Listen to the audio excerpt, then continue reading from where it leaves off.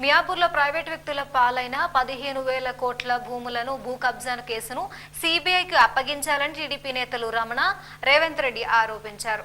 మియాపూర్లో private వ్యక్తుల పాలైన 15,000 కోట్ల భూముల కుంభకోణం దర్యాప్తు కేసును సిబిఐకి అప్పగించాలని మియాపూర్ భూములను పరిశీలించి టీడీపీ నేతలు ఎల్ రమణ, రేవంత్ రెడ్డి ఆందోళన చేశారు.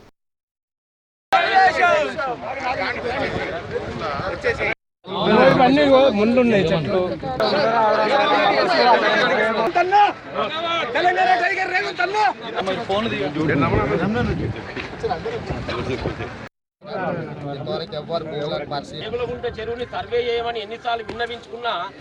నల్గొండ జిల్లా దేవరకొండ ఎంపీడీఓ కార్యాలయ ఆవరణలో నియోజకవర్గంలోని ఆసరా పెన్షన్ను Devarakonda MLA Ravinder Kumar, ZP chairman Balu Naik ఆధ్వర్యంలో లబ్ధిదారులకు అందజేశారు.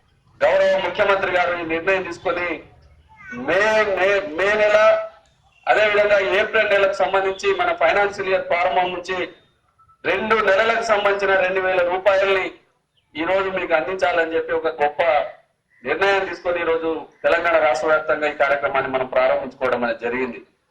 అదేవిధంగా మీ అందరికీ కూడా తెలుసు, గతంలో పెన్షన్ కావాలంటే గ్రామీణ ప్రాంతాల్లో 200 రూపాయలు కూడా ఎవరైనా గ్రామంలో కొత్త దరఖాస్తు ఇస్తే శాసనసభ్యులుగా, ప్రజాప్రతినిధులుగా మేము అధికారులు మీకు కొత్తగా శాంక్షన్ చేయాలంటే ఆ ఊర్లో ఎవరైనా చనిపోతే ఖాళీ ప్లేస్ ఏర్పడితే వాళ్ళకి ఇచ్చే కార్యక్రమం ఉండేది.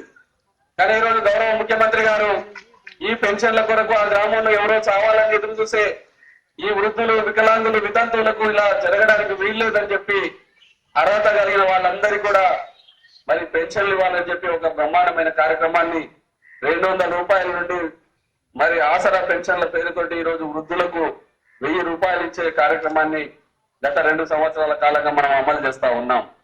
అదేవిధంగా ఈ రోజు వితంతువులకు సంబంధించి కూడా ఎవరైతే భర్తలు చనిపోయి ఉన్నారో వాళ్ళందరికీ కూడా 1000 రూపాయలు పెన్షన్ ఇచ్చే కార్యక్రమాన్ని రాష్ట్ర ప్రభుత్వం చేపడతా ఉన్నది.